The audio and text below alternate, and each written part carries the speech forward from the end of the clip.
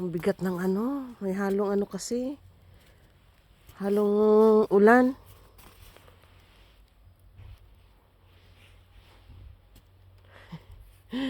March na pero ganito pa rin yung sitwasyon namin dito sa bukid. Yan.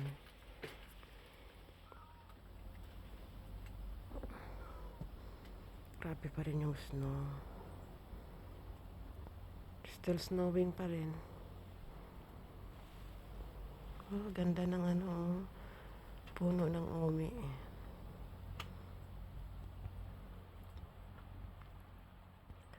Yan yung bundok namin sa ano, paligid namin puro bundok.